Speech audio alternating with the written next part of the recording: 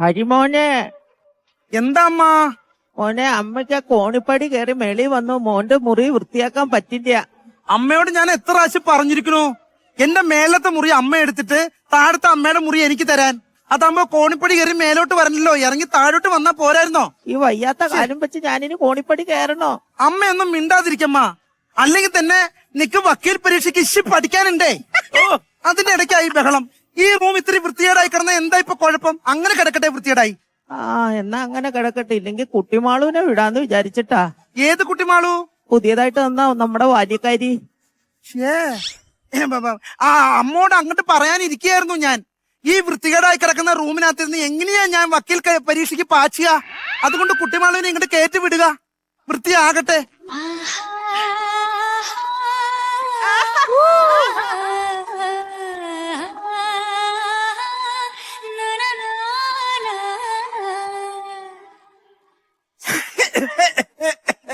Show, നല്ല പ്രായം ഉണ്ടെന്ന് തോന്നുന്നു, മുതുക്കായിരിക്കും.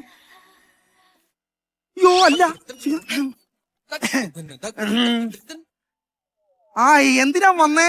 അടിച്ചു വരാൻ വന്നതാ. എന്നാ പിന്നെ ആയിക്കോട്ടെ, അടിച്ചു വാര്.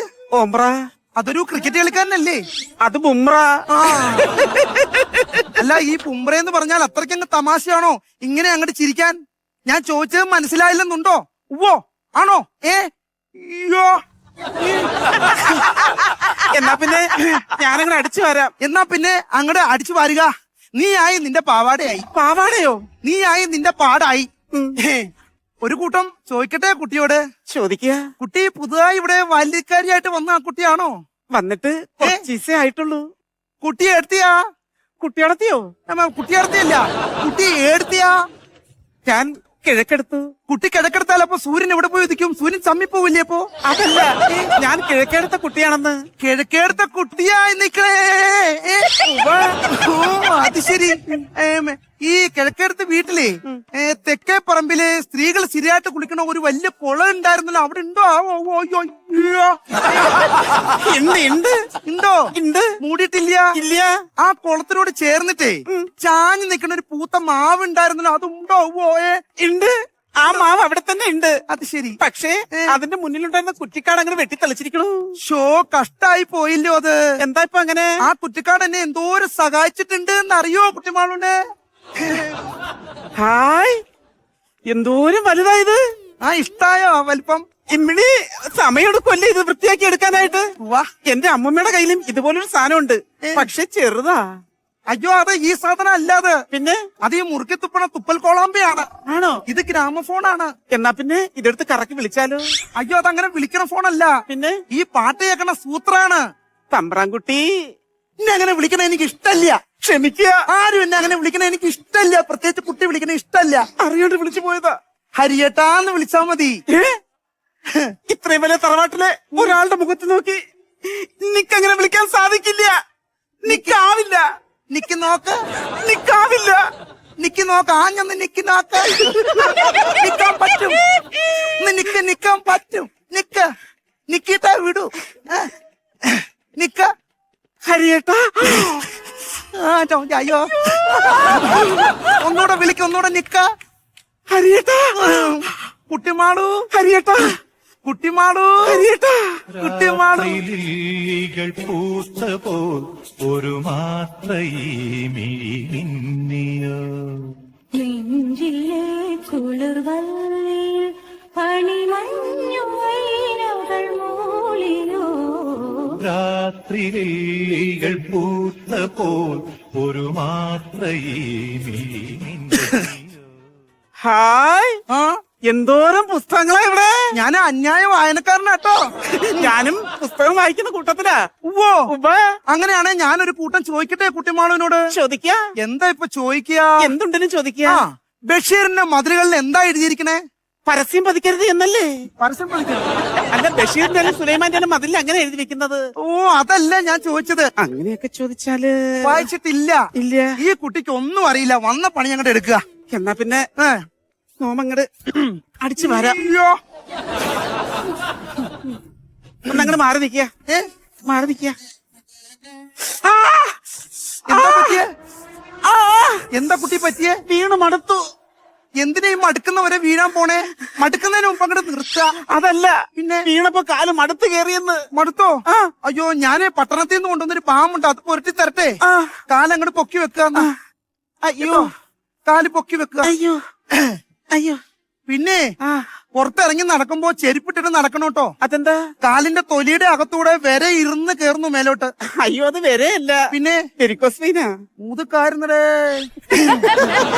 ഇട്ട് തരട്ടെ ഞാൻ? ഇട്ട് തരാം.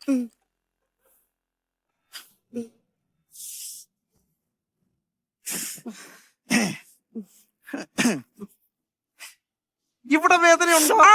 ഉണ്ട്. ഇവിടെ വേദനയുണ്ടോ? ഉണ്ട്. ഇവിടെ വേദനയുണ്ടോ? അവിടെ എത്തിയപ്പോ വേദന അങ്ങ് തീർന്നു. ഈ ബാം കൊള്ളത്തില്ല. പെരട്ടുമ്പോ തന്നെ അങ്ങ് വേദന മാറുക. കൊള്ളത്ത ബാമായത്. കുട്ടിമാളു, മഴ വരാൻ സമയമായി എന്ന് തോന്നുന്നു. ആ അയേ കിടക്കുന്ന വസ്ത്രങ്ങളൊക്കെ എടുത്ത് അകത്തിടുക.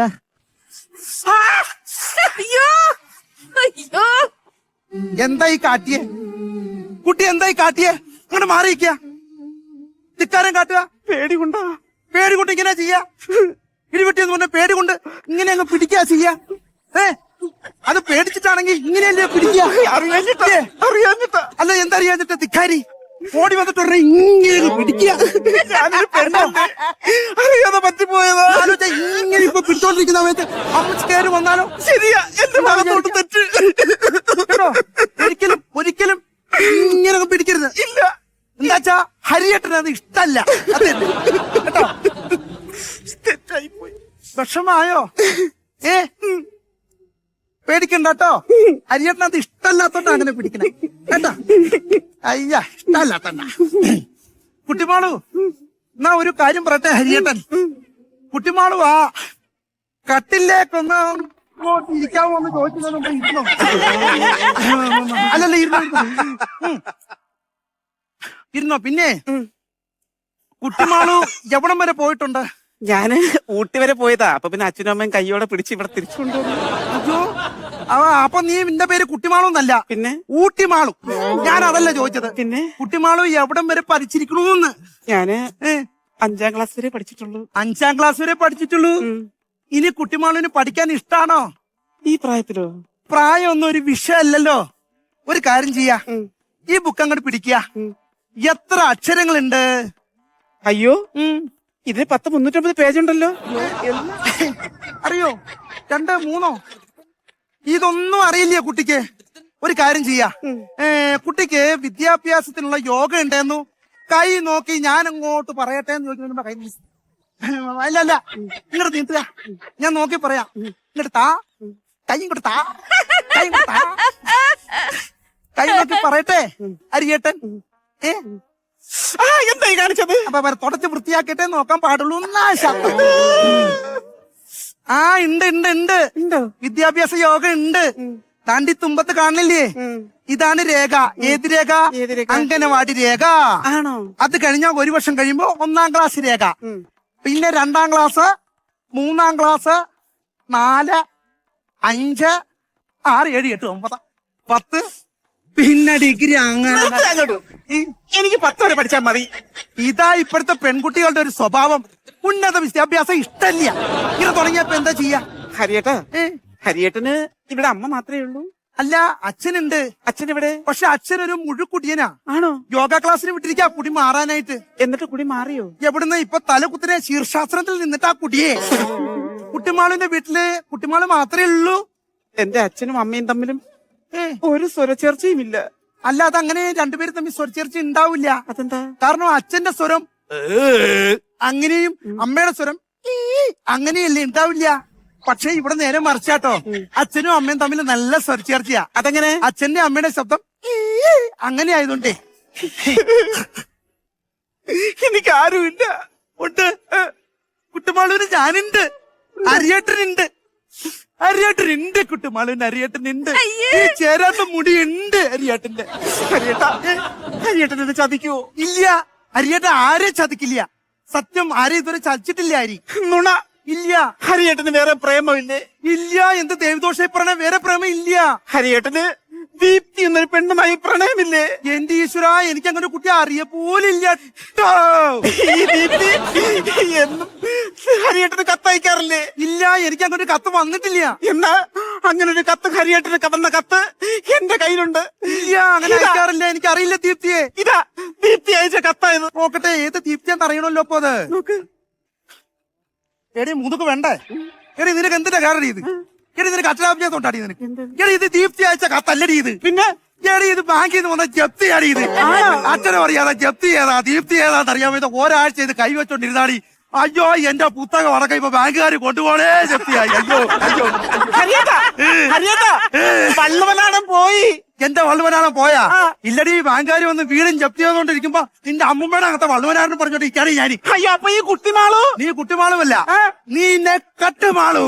അയ്യോ, മനസ്സിലായില്ലെന്നുണ്ടോ? ഓ ആണോ? ഈയോ പൊടി.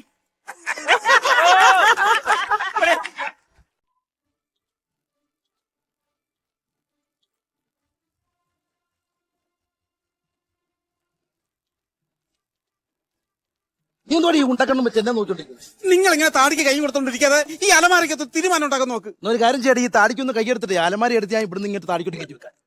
പിന്നെ അല്ലാതെ പിന്നെ നിങ്ങൾ ഈ നാടകം ഒന്ന് നിർത്താവോ? ഏയ് സന്ധ്യ, ഒരുമാതിരി കമ്മിറ്റിക്കാർ പറയുന്ന എന്നോട് പറയില്ലടി. നിങ്ങളുടെ നാടകം കണ്ട് ഇഷ്ടപ്പെട്ട് ഇറങ്ങി വന്നൊരു പെണ്ണാ ഞാന്. സത്യ, എനിക്ക് അതല്ലേടി നിന്നോട് ഇത്ര ഇഷ്ടം. സാധാരണ എന്റെ നാടകം നടക്കുമ്പോ കമ്മിറ്റിക്കാരെല്ലാം കൂടെ സ്റ്റേജിലോട്ട് കേറി വരുവാ പതിവ്. ആദ്യമായിട്ടാ എന്റെ നാടകം കണ്ടിട്ട് ഒരാൾക്ക് ഇറങ്ങി വരുന്നു. വേണ്ടേ? നിങ്ങളോടൊപ്പം ഇറങ്ങി വന്നതിന് ശേഷം എന്റെ അച്ഛനും അമ്മ എന്നോട് ഒരു വാക്ക് പോലും മിണ്ടിയിട്ടില്ല, അറിയാവോ? എന്താ? ആറ്റ നോട്ടിരുന്നിട്ടാ എനിക്കൊരു അലമാര തന്നയച്ചത്. ആറ്റി നോക്കിയിരുന്ന അലമാര കിട്ടുമോ? എന്താന്നാ ഇത്? അടുത്ത വർഷത്തെ നാടകത്തിലെ ഒരു കോമഡി വേഷമാ ചെയ്യുന്നത്. ഒരു പഴത്തൊലി കരുതി വെച്ചിട്ടുണ്ട് തെന്നി വീഴാൻ. വേണ്ട, എനിക്കൊന്നും അറിയണ്ട. എന്റെ അച്ഛനും വരുമ്പം ഈ അലമാര എന്റെ വീട്ടിൽ ഉണ്ടാവണം. എടി എന്ന് പറഞ്ഞാൽ ഇത് പൊക്കിയെ കൊണ്ട് അകത്തോട്ട് കേറ്റാൻ പറ്റുമോ? കേറണ്ടേ സന്ധ്യയെ? ഇതിങ്ങനെ ഇവിടെ വെച്ചിരിക്കാൻ പറ്റത്തില്ല. വല്ല കള്ളന്മാരും വന്നാലോ? ഓ ശരിയാടി, കഴിഞ്ഞ ആഴ്ച ആ ജോസഫ് അച്ചായന്റെ വീട്ടിൽ ഒരു കഷണ്ടി ഉള്ള കള്ളം കയറിയടി. കള്ളന് കഷണ്ടി ഉണ്ടെന്ന് എങ്ങനെ മനസ്സിലായി? അല്ലെ പിന്നെ ആ ജോസഫ് അച്ചായന്റെ 15,000 രൂപ വിലയുള്ള വിഗ് അടിച്ചോണ്ട് പോണ്ട കാര്യമുണ്ടോ? എനിക്ക് കഷണ്ടിയുടെ കാര്യം കേട്ടോണ്ടിരിക്കാൻ സമയമില്ല. എനിക്ക് അലമാര എങ്ങനെ അകത്ത് കയറ്റണം. വേണ്ടേ? തലമുറകളായിട്ട് എനിക്ക് കൈമാറി വന്ന അലമാര ഇത് നമ്മുടെ കുടുംബത്തിന്. അറിയാവോ, ഈ അലമാര കൊണ്ട് നമ്മൾ കന്നിമൂലയിൽ വെക്കുകയാണെന്നുണ്ടെങ്കിൽ സമ്പത്ത് കുമിഞ്ഞിങ്ങനെ കൂടുവെന്നാ പറയുന്നത്. കഞ്ഞി വെക്കാൻ ഇവിടെ ഒരു നല്ല മൂലയില്ല, അപ്പോഴേ അവിടെ കന്നിമൂല. എനിക്കിത് വേണം. ഇതെന്തിനാ നിനക്ക് ഇതുപോലെ ഒരെണ്ണമുണ്ടല്ലോ? ആവശ്യമില്ലാതെ സംസാരിക്കരുത്. അയ്യോ, ഇത് ആവശ്യമില്ലെന്ന് ലോകത്ത് നീ മാത്രമേ പറയൂ. രാവിലെ അതാണോ ഞാൻ പറഞ്ഞത്? എന്റെ അച്ഛൻ എന്നെ താഴത്തും തലയിലും വെക്കാതെയാ വളർത്തിയത്. താഴത്തും തലയിലും വെക്കാതെ ഏറെ നിർത്തി വളർത്താൻ നിന്റെ അച്ഛനാരടി മജീഷ്യ സാമ്രാജ്യം. എന്റെ അച്ഛനെ കുറിച്ച് സംസാരിക്കരുത്. നിന്റെ അച്ഛനെ കുറിച്ച് സംസാരിക്കാൻ എന്താണ്? നിന്റെ അച്ഛന്റെ അച്ഛൻ. അതെങ്ങനാ? തറവാടിത്തം വേണം, തറവാടിത്തം. എന്റെ തറവാടിനെ തൊട്ട് കളിക്കരുത് കേട്ടോടി. ആദ്യം നമ്മളെ തറവാട്ടുകാരായിരുന്നു ഞങ്ങള്, പിന്നിപ്പോ ക്ഷയിച്ചു ഇങ്ങനായി പോയി. ഓ, ആ ക്ഷയിച്ചതിന്റെ കൂട്ടത്തിലായിരിക്കും ഈ വീടിന്റെ കട്ടള ചെറുതായി പോയത്. നീ എന്താണ് ഈ തൊട്ടാനും പിടിച്ചാലും ആ വാതിലെ കയറി പിടിക്കുന്നു? അയ്യോ, വാതിലിക്കാൻ പിടിക്കാതിരിക്കുന്ന നല്ലത്. അതിലെങ്ങനെ പിടിച്ചു കഴിഞ്ഞാൽ കട്ടള വന്നെന്റെ നെഞ്ചത്തോട്ടിരിക്കും. പിടി. ആഠ്യത്തിന്റെ കാര്യമല്ലേ പറഞ്ഞത്? ആനയും അമ്പാരിയും ഉണ്ടായിരുന്ന തറവാട്ടുകാരായിരുന്നു ഞങ്ങള്. നിനക്കറിയാമോ, ഞങ്ങളുടെ അച്ചാച്ചൻ വെളുപ്പിനെ ഒരു 4, 4:30, 5, 5:15, 10 മണിയാകുമ്പോ എണ്ണിക്കും കേട്ടോ. എന്നിട്ട് കുളിച്ച് കുറിയും തൊട്ടിട്ട് ആ ചാരുകസേര ഉമ്മറത്തെ ചാരുകസേര വന്നിങ്ങനെ ഇരിക്കും. അതെന്തിനാ കുളിച്ച് കുറിയും തൊട്ട് ചാരുകസേരോട്ട് വന്നിരിക്കുന്നത്? പിന്നല്ലാതെ ചാരുകസേര വെളുപ്പിനെ എണ്ണിച്ച് കുളിച്ച് കുറിയും തൊട്ട് അച്ഛൻ മടി കയറി ഇരിക്കാൻ പറ്റുമോ?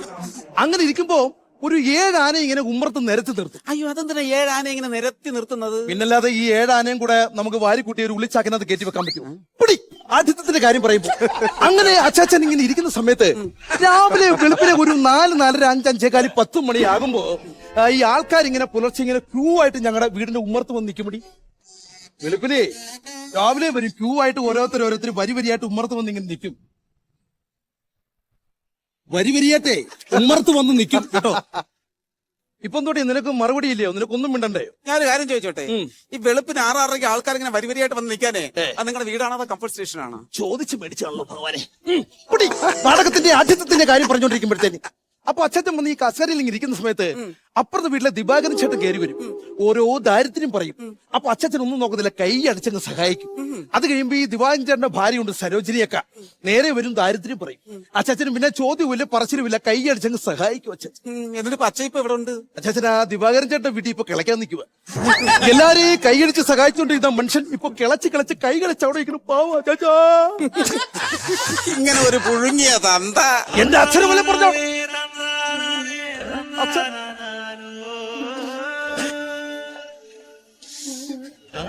എന്റെ അച്ഛൻ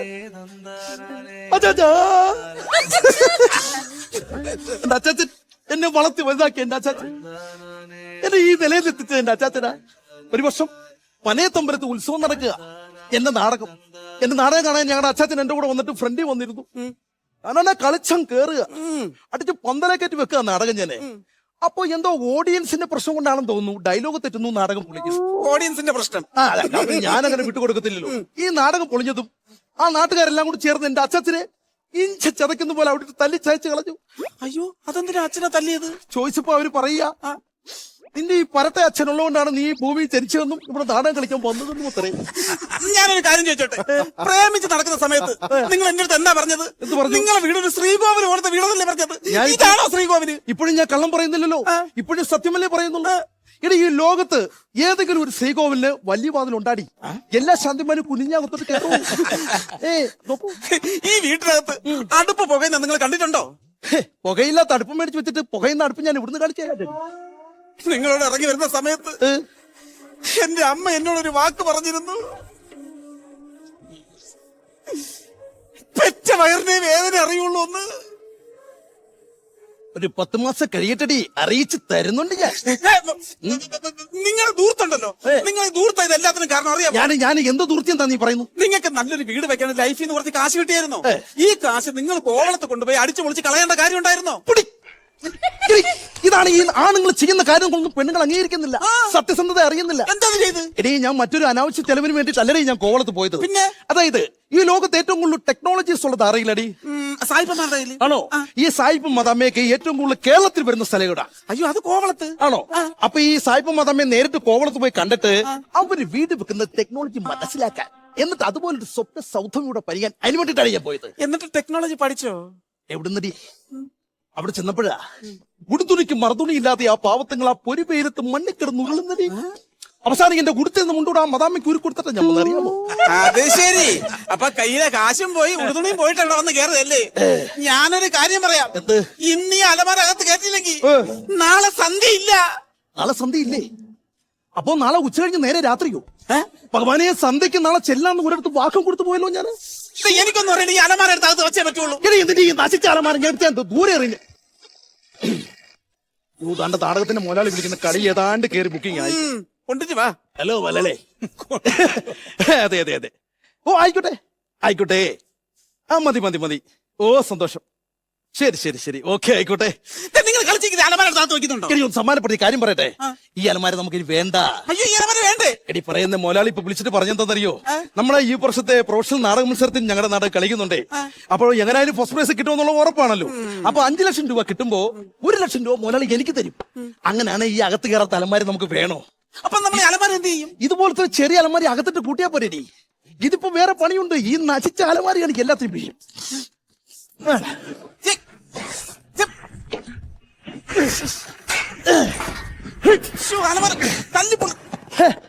അത്ര കേസുള്ളൂ, അടിച്ചു പിടിച്ചു കളഞ്ഞ്.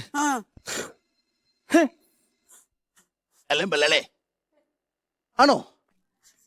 ഓ അത് ശരി, അങ്ങനെയല്ലേ? കുഴപ്പമില്ല. ശരി. എന്ത് പറ്റി? അയ്യോ, എന്ത് പറ്റി? ഓരോരോ എടുത്തിയാട്ടങ്ങളെ പൊട്ടിക്കണ്ടായിരുന്നു. അല്ല, ഈ വേറെ അലമാര നമ്മൾ വാങ്ങിക്കാമല്ലോ. എങ്ങനെ മേടിക്കും? അല്ല, നമ്മൾ നാടകം മത്സരത്തിനുണ്ടല്ലോ. ഉണ്ടല്ലോ. അതിൽ 1ാം സമ്മാനം നമ്മുടെ നാടകത്തിന് കിട്ടുമല്ലോ. കിട്ടും.